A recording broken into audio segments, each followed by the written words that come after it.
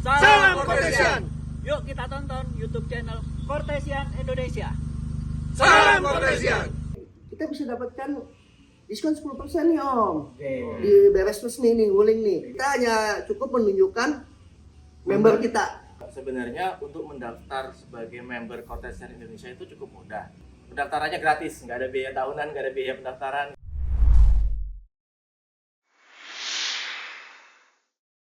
Salam Kortesian. Ya, Om, gimana kabarnya Om Kortesian Indonesia? Baik-baik, Om. Sehat Om. Sangat segar. Ya, hari ini kita mereview tentang pengalaman teman-teman Kortesian untuk menghadapi tanjakan ekstrim. Ada yang punya pengalaman nggak? Kira-kira bagaimana antisipasi atau tips dan trik menghadapi tanjakan ekstrim ketika perjalanan keluar kota? Silakan, siapa yang mau memberikan sharing pengalamannya? Silakan. Saya kali Om ya. Boleh, silakan Om. Kebetulan sekitar 3 atau 4 tahun lalu pernah touring kecil sama keluarga, sama teman-teman juga ke Ciletuh Geopark. Saat itu kaget juga ya, karena kan baru ngadepin, baru melihat dan ngerasain tanjakan Ciletuh Geopark itu luar biasa, ekstrim. Cukup curang. Kayaknya di atas 45 derajat. Karena konon cerita dari warga sana banyak yang jadi korban, nggak kuat akhirnya meluncur turun ke bawah. Awalnya saya deg-degan, isi sekitar 4-5 orang di mobil, tapi akhirnya saya berusaha untuk tenang, mengendalikan diri, dan ya udah, yang paling penting kan APH kita hidupin ya, supaya bisa kontrol. Dan yang paling penting menurut saya ya ketenangan. Jangan grogi, jangan panik, tinggal mainin aja. Jika perlu malah saya waktu itu ngambil alurnya agak sedikit zigzag supaya nggak terlalu berat ya nanjaknya. Saya main zigzag pelan-pelan. Alhamdulillah tanjakan Ciletuh saya lewati dan bagus, mulus. Alhamdulillah. Berat atau ringan? Berat Om, berat. Tapi Karena berhasil menanjak ya? Iya, berhasil menanjak. Terutama pas udah di tengah ya. Kalau di tengah otomatis kan kita nggak boleh mundur, bahaya gitu. Cuma saya tetap tenang. Kalau emang udah ini saya berhenti sebentar, pelan-pelan saya naikin agak zigzag dan begitu seterusnya. Itu pengalaman. Aman ya? Aman, alhamdulillah. Nah, Selalu. teman-teman yang lain, Om Ari-Hari mungkin punya pengalaman? Iya, kalau saya waktu itu pernah ya ikut touring dari Kortesian ya, ke Indonesia. Waktu itu ada yang ke Dieng itu. Wah, itu tanjakannya juga ekstrim dan juga kondisi jalan nggak lebar. Jadi kita lawan arah itu, jadi harus hati-hati baik di depan kita, jaga jarak. Terus juga dari arah berlawanan kita juga harus merhatiin itu ada kendaraan besar motor gitu kan. Ya memang akhirnya sama seperti kayak Om Deddy yang barusan bilang ya, kita harus tenang. Problem utamanya kadang-kadang kalau kita nggak bisa naik atau gagal menjalani itu, kita panik, langsung takut apa-apa yang akhirnya jadi malah blunder, kesalahan kita sendiri malah jadi bikin nggak baik itu kita bisa nanjak atau enggak. Yang penting tenang, terus kita aktifin semua fasilitas yang ada di mobil Kortes kita ya kan, termasuk APH ya kan, tangan otomatis itu kan, brake-nya kan juga membantu sekali tuh di saat kita mau nanjak ataupun berhenti di tengah-tengah gitu, itu membantu sekali untuk bisa kita naik ke atas. Terus juga betul ada gerakan zigzag yang bisa membuat kita lebih bertenaga untuk naik ke atas. Nah, semua sih memang itu ketenangan dari pengemudinya. Skill mungkin utama, tapi kalau kita nggak tenang susah kok. Kalau saya dari ketenangan diri, dan baru kita bisa ngerasain bahwa kondisi jalan ini bisa kita lalui dengan mudah. Tapi kalau menurut saya sih usahakan jangan berhenti di tengah-tengah, karena kita nggak dapat momen lagi. Kalau udah nggak dapat momen udah nggak bisa naik tuh. Tapi kan kondisi jalan kan kalau ke Dieng itu kan kita bercampur dengan kendaraan lain Om. Tidak dengan Ciletuh. Ya makanya harus jaga jarak dengan kendaraan depan. Tuh.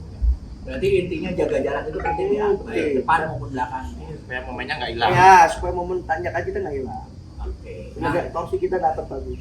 Nah kalau Om Yasin yang Aku cukup pernah sering keluar waktu kota. itu di parkiran malah Om. Jadi di parkiran satu gedung sekolahan itu, dia itu jalanannya itu di semen, dan agak sempit. Ketika kita naik dan semen agak sempit, belok lagi. Jadi ketika kita mau agak naik itu ban spin.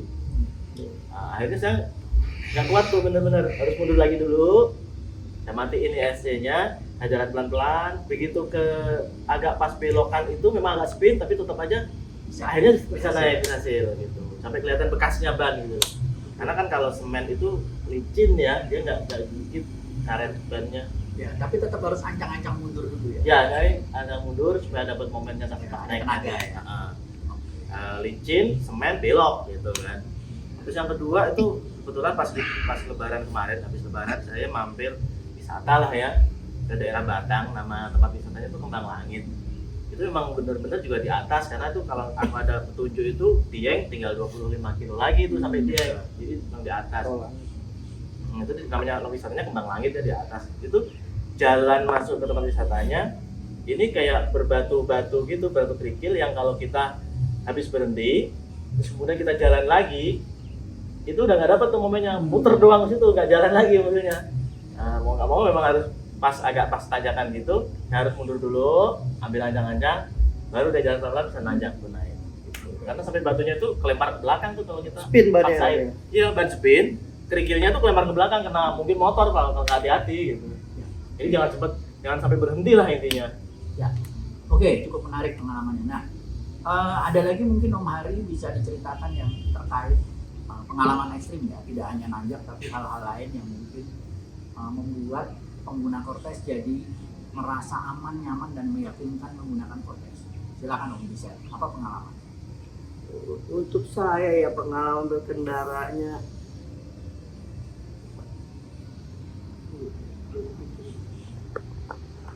Pengalaman berkendara dalam menghadapi situasi apapun. Silakan. Bisa tanjakan. kalau tanjakan sih udah sering kayak yang ikut teman-teman kayak ikut touring ke Dieng, dan saya pernah juga tanjakan mah kerakalan. Kalau kerakalan tuh Cukup curam. cukup ekstrim. Tapi bisa ya. Cortez berhasil, saya berhasil lewatin kerakalan itu, saya berhasil. Berapa Sampai ke derajat Dieng. Bang? Kira-kira berapa Iya. derajat pangkalan? Dia bukan masalah derajatnya ya, karena tanjakannya kan naik, belok, naik, dan ruangnya itu sempit. Jurang lagi namanya. Samping kiri jurang, kanan tebing. Jadi kita nggak boleh papasan. Kalau papasan udah nggak dapet, mesti ngalah salah satu. Biasanya yang turun yang ngalah. Kita yang dari bawah ancang-ancang untuk naik. Kalau nggak, Dibantu sama akamsi itu nggak Om? Jadi biar nyetopin kalau ada mobil. iya ada itu. Untungnya ada itu. Ada. Kayak semacam kayak patroli. Bakalan dia pakai rompi gitu. Nah, Om Hari kan Corteznya Cortez turbo nih. Ada beberapa teman yang bilang kalau Cortez turbo kalau mundur agak menanjak itu start pertamanya agak Berat, betul. Saya ngalamin. Nah, itu bagaimana caranya untuk mengantisipasi itu? Waduh, kalau itu saya ngalamin sendiri nggak ada antisipasinya. Nggak bisa ya. Saya pernah ngalamin nggak bisa. Ya ancang-ancang ya, mau nggak mau ya. Itu sih udah ancang-ancang terus ke bawah. Itu karena turunan curam, nanjak nggak bisa. Udah nggak dapat tenaga. Jadi ini nggak bisa. Kita dikat. Oke. Ya dapat itu kalau tanyakannya sedikit. Oke, kalau mundur susah. Mundur susah. Mundur saya nggak saran ya. Oke. Kalau mundur nggak saran. Itu kita tadi membahas terkait tanjakan.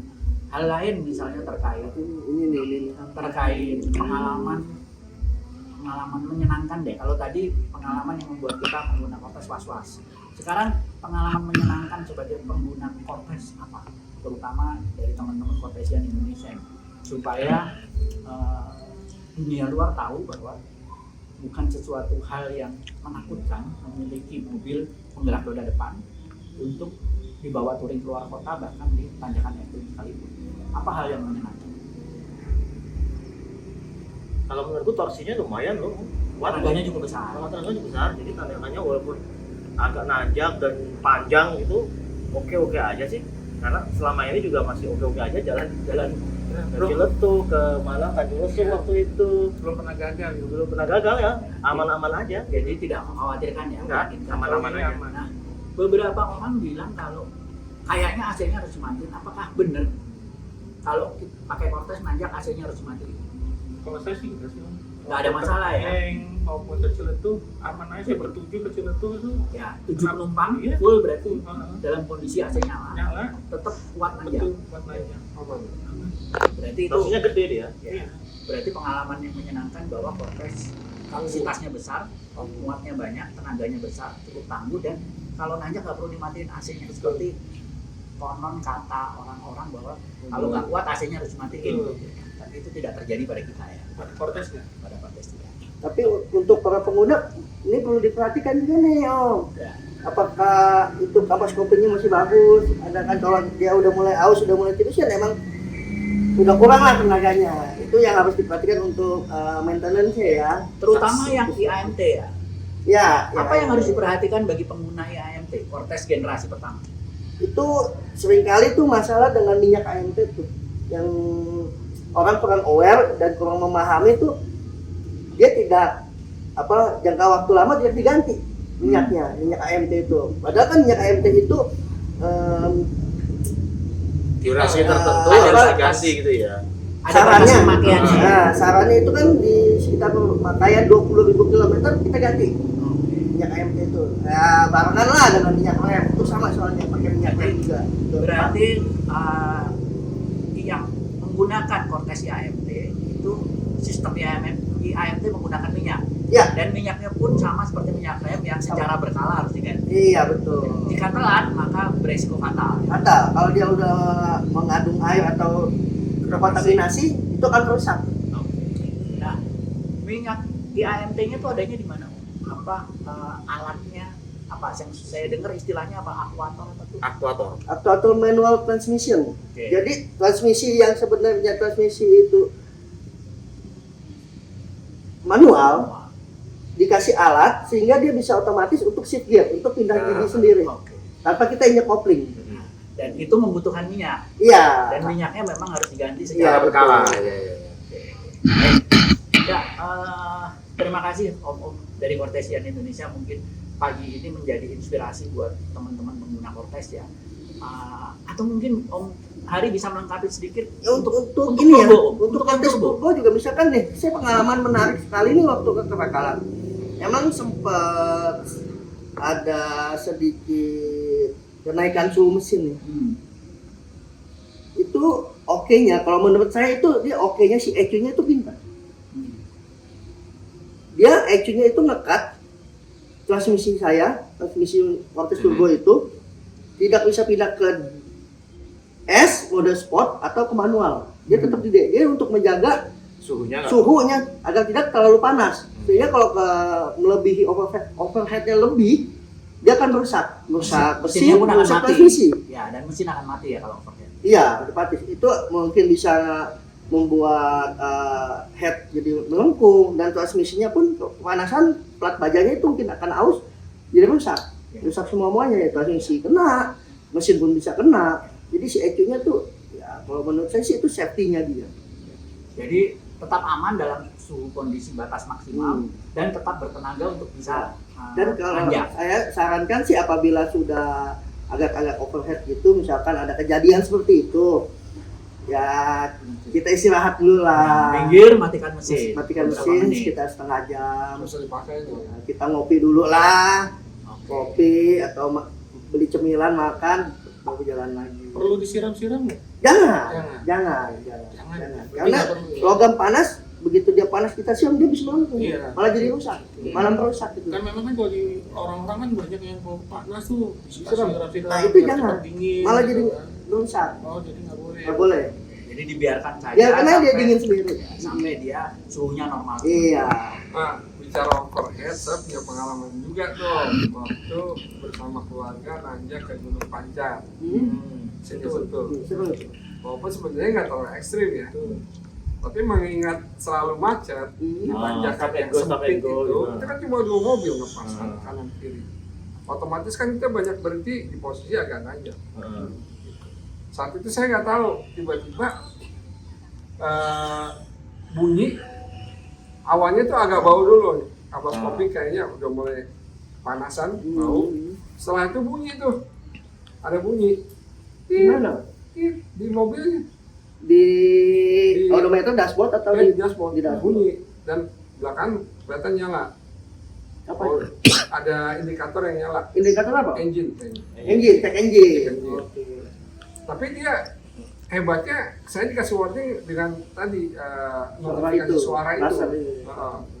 Akhirnya awalnya saya pikir nggak apa-apa, begitu ada cek engine nyala sama bunyi tadi, udah saya langsung kebetulan dekat tempat orang parkiran, saya minggir, saya istirahat aja ya. Dan suhunya di odometer memang naik suhunya. Tinggi ternyata di atas 50 kalau nggak salah. Apa ya? Suhunya tuh. Oh, bukan. Berapa bar? Lebih dari setengah. Lebih dari setengah. Biasa kan normal 3 tuh, 5 nyampe. Enggak, Empat, sekitar empat, 4 ya? tahun. Pokoknya Tapi sudah di atas batas Begitu di- saya mampir, saya berhenti, itu saya buka kap emang kelihatan panas. Dan itu biasanya itu udah di atas 100 derajat. Oh gitu. Udah 105 mungkin lebih.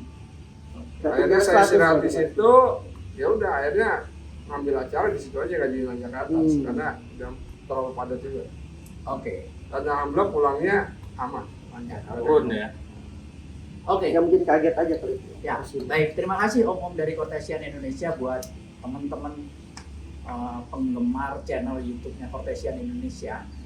Mungkin yang memiliki Cortes dan belum bergabung dengan kita, bisa bergabung dengan komunitas Cortesian Indonesia untuk mengatasi kendala-kendala yang dialami sebagai pemilik Cortes. Nah, sekarang kita dengarkan penjelasan dari teman-teman bagaimana cara bergabung di komunitas Cortesian Indonesia. Mungkin dari Om Yasin sebagai pengurus di bidang keanggotaan bisa menyampaikan kepada teman-teman penggemar channel YouTube Cortesian Indonesia teknis dan tata cara mendaftar di keanggotaan komunitas Cortesian Indonesia. Silakan Om Yasin.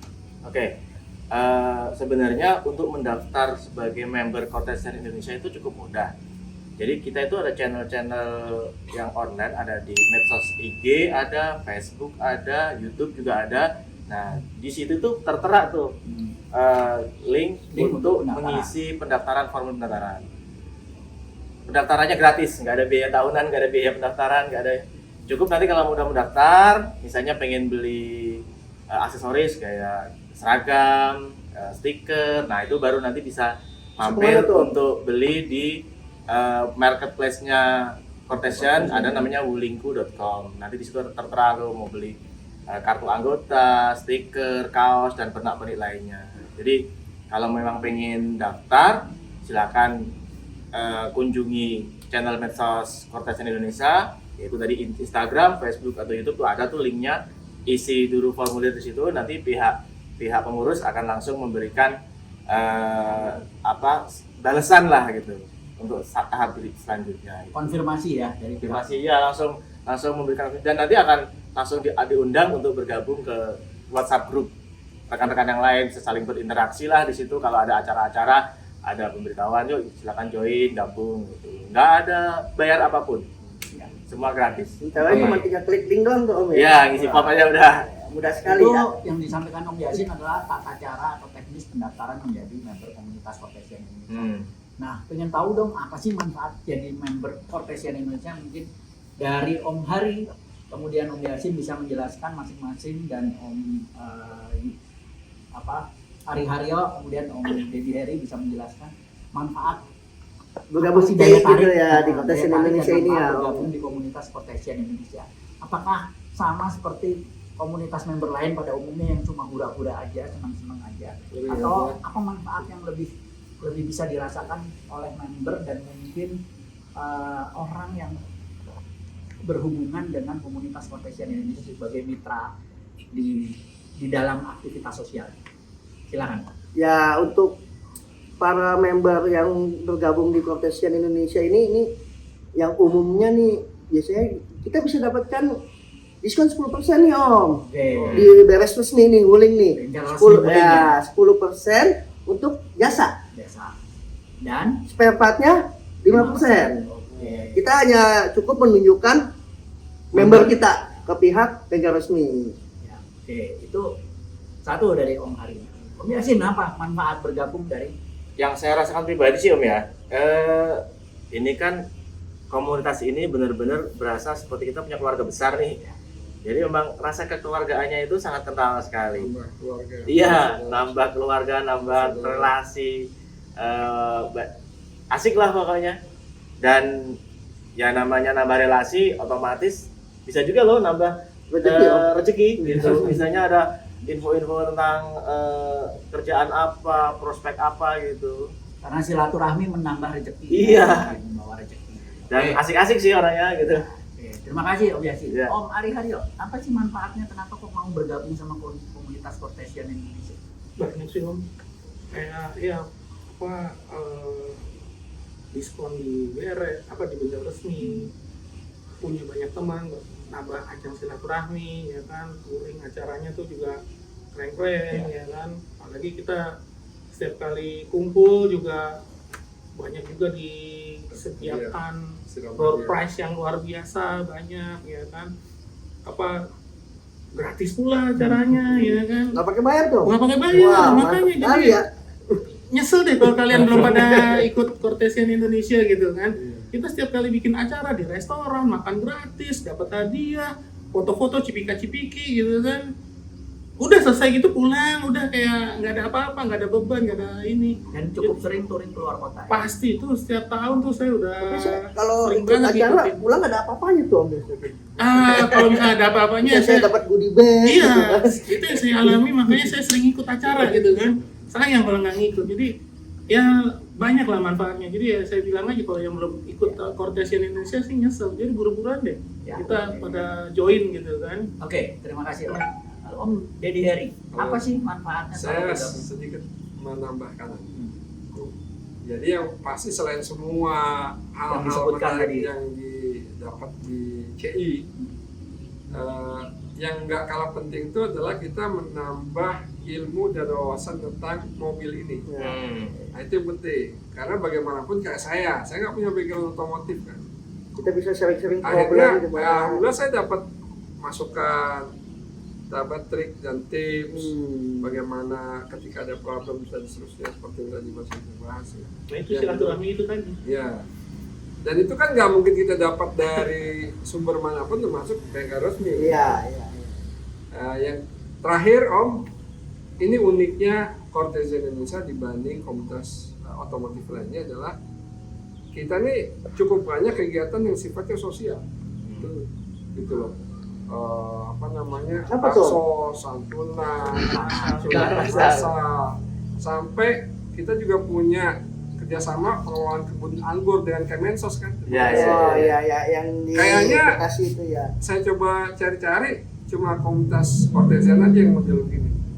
Nggak hanya touring, nggak hanya ini, jadi kita juga ada kebermanfaatan. Berbagi kebahagiaan juga ya. Gitu. Kan? Ya, oke, terima kasih Om semua. Baik teman-teman YouTube channel Cortesian Indonesia, saya juga kebetulan member Cortesian Indonesia. Kalau saya merasa manfaat yang paling penting adalah kami pengguna Cortes yang kebanyakan sudah lebih dari 5 tahun. Manfaat bergabung dengan komunitas salah satunya adalah dipermudah ketika kita membutuhkan spare part yang sudah mulai terbatas. Nah, dari komunitas itulah kita dapat informasi di mana spare part yang kita butuhkan itu bisa kita dapat. Itu yang pertama. Yang kedua adalah bengkel. Bengkel karena kita sudah lebih dari 5 tahun, maka kita tidak lagi mendapatkan garansi perbaikan di bengkel resmi. Secara Nah, gratis. dan alhamdulillahnya salah satu member Cortesian Indonesia punya bengkel yang memang memahami, menguasai dan mengetahui segalanya tentang technical Cortesian Indonesia secara teknis, secara mekanikal. Mobil. Ya, itu bengkel member kita, yaitu bengkel Om Kuntarto Rahmat. Nah, kita biasanya melakukan perbaikan dan perawatan di sana. Nah, dan oleh Om Kuntarto Rahmat itu pun ada harga khusus, harga special price untuk member dibandingkan dengan yang belum bergabung dengan member. Itu manfaat yang saya rasakan. Jadi saya yakin semua member di sini merasa menggunakan Cortes produk Wuling menjadi member Cortesian Indonesia itu aman, nyaman, dan meyakinkan. Ya. Oke, Cortesian Indonesia Aman, nyaman, meyakinkan.